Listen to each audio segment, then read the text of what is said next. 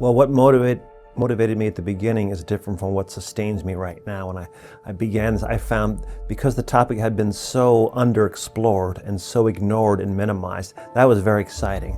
I mean, when you come across something that people don't understand or haven't pursued scientifically, as a scientist, for me, that's like a wow experience. It's like, well, first I want to know why not. And then I want to know, okay, what can I do to change the situation? Because I believe that gratitude is very important. I believe it was essential for happiness, for wholeness, for health, for wellness. And we don't know anything about it. So let's change that situation. Can we do research? Can we study this? Can we ask people about gratitude? Can we measure it? Can we see what effects it has on people over time?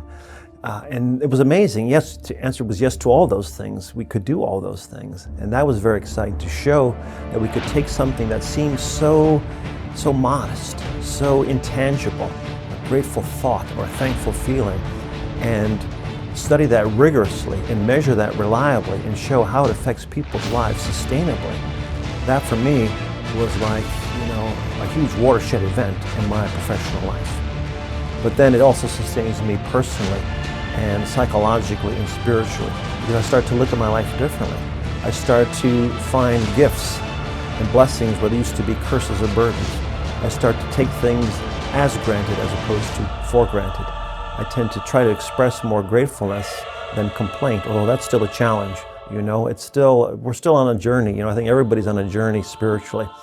And our research can point us to something we think is important, and we can make some progress there, but we never fully get there, and so this keeps me inspired and motivated to learn more, to do more, and to practice more gratitude on a regular basis. I'm grateful, but gratitude is a practice. It is tangible. You can see it. Yeah. It's not an attitude of gratitude. I think one of the things that happens in a culture of scarcity is we're all chasing the extraordinary, and we forget. Like when I interviewed people who went through horrific things, I'm talking about the loss of children, violence, trauma, and I talked to them about what's the hardest loss. They never talked about the extraordinary things. They said, I miss the ordinary moments.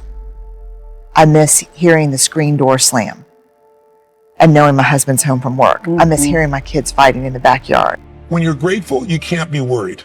You can't be fearful. When you're grateful, you can't be angry. And anger and fear are what screw people up most in their relationships, in their life, in their business. So I wire myself. I was saying to you that most people want to be happy, but their habit is to be worried or pissed off. I'm just a normal, I think we're all kind of ordinary people. I get to do extraordinary things, but I think we're all ordinary people. But I think sometimes this world is tough because we shame and diminish ordinary. Ordinary lives or small lives.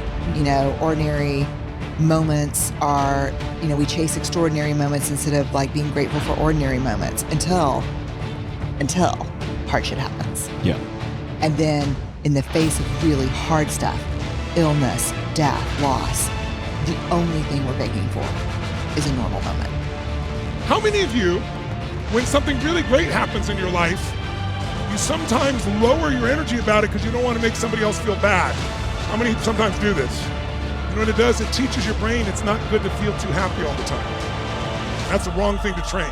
When you get in a place where you've lost some of that energy, what you need to do is part of what you guys teach, which is the celebrate part. Very few people celebrate, but most people wait till an unbelievable thing happens to celebrate. If you wait till that happens, you're not going to be happy. You say to somebody, how you doing? They go, feel like crap. How come? Woke up.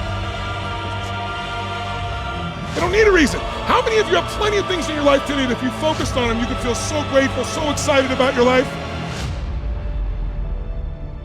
Then here's what you want to do. You don't want to wait to achieve your goal and then celebrate.